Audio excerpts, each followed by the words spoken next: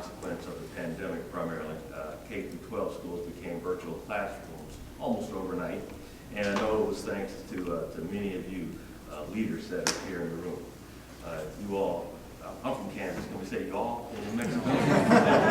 Okay, good. Y'all rose to meet an unprecedented set of challenges, and now y'all face many more. And as we noted in the 2024 report on cybersecurity posture of the United States, the threat environment is only getting worse. We cited 5 concerning trends versus the increased threat activity that we see on critical infrastructure for our nation. Secondly, the prevalence of commercial spyware. Thirdly, cybercrime to include ransomware. Fourth, increasing vulnerability of our supply chain. And then fifth, the proliferation of artificial intelligence, the technology that's now in the hands of individuals, unlike previous technologies that powerful. But today, we want to focus on ransomware attacks against our schools, which is, as you all know, just a devious practice where hackers lock students and teachers out of their systems and hold at ransom until they're paid, and then they don't always release it when they're paid. Ransomware doubled last year. Our concerns and our efforts to combat that need to increase at least as much.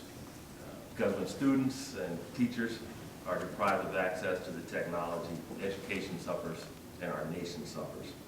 When they're proprietary and personal data, everything from lesson plans to grades to home addresses to medical records is held hostage. Parents and communities are rightfully outraged. When school districts' information technology is down, lesson plans may not be developed and disseminated, teachers may not get paid, and school operations can shut down. Technology is so fundamental to society that President Biden has invested over $65 billion building out broadband to underserved communities to close the digital divide, including more than $1 billion in New Mexico alone. But those investments can be laid to waste when cyber criminals attack. Over the past 10 years, school districts across the country have found themselves on the front lines against ransomware gangs, cyber criminals, and nation states. That's not a fair fight. And we know that you all don't have the cybersecurity resources, budget and staff, that you need to go toe-to-toe with professional hackers and nation states. Yet, in today's world, that's exactly the predicament that schools and other target-rich and cyber-poor organizations face. And it's absolutely necessary that we shift the responsibility off of the shoulders of schools and school administrators and onto organizations that are best positioned to reduce that risk. That includes technology companies and service providers, some of which offer services we'll talk about today, and it also includes the federal and state government. This necessary shift of responsibility is part of what President Biden's National Cybersecurity Strategy calls for, and it's what the Office of the National Cybersecurity Director works every day towards implementing. So today, we're here to bring together the resources of the federal government and our partners. And one thing we'll talk about today is a free, easy-to-use resource that we're going to encourage every school to implement. Protected Domain Name Service, or PDNS. A wonky name, perhaps, but a really helpful tool.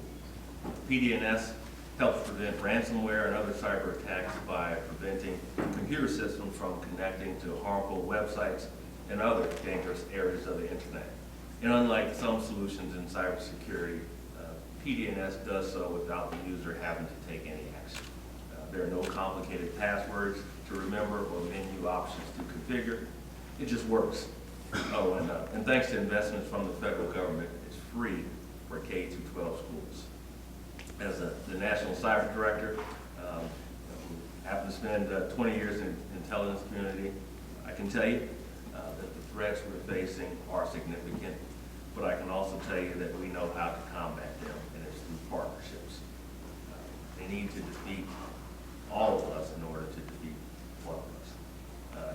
And here today are representatives from all levels of government and civil society, and we're all here to help New Mexico and our students. So I want to thank the many of you that are here from the New Mexico Department of Information Technology, Department of Homeland Security's Cybersecurity and Infrastructure Security Agency, or CISA, especially Andy, you all met briefly, and Megan and Brandon from the MS ISAC, the Multi-State Information Sharing and Analysis Center, for the insights that they'll offer on ways that the federal government can be of more assistance to you all. And to schools and district administrators with us today across New Mexico and across the country, I want you to know that the Biden administration is here to help direct you to resources that can provide protection in the short term and help alleviate the longer term challenges that put all of us at risk. I'm looking forward to listening and learning from you all about how we can be better partners and address the specific problems that are keeping you all up late at night. Finally, thank you for the work that you do every day. Your work isn't only helping keep the systems underpinning our schools safe.